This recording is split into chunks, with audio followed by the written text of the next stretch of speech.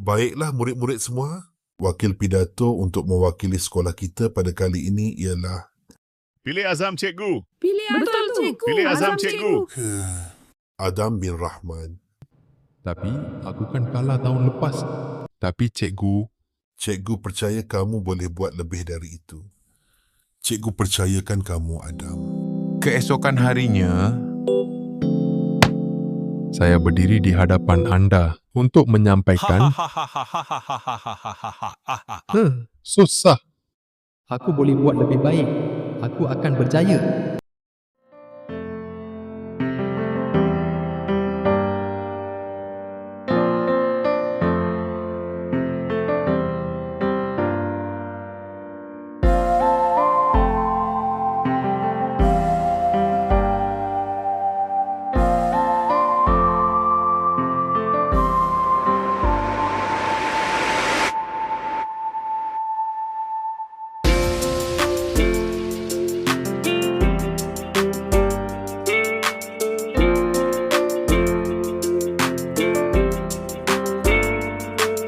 Maka, tibalah hari di mana Adam akan bertanding mewakili pidato bagi pihak sekolahnya.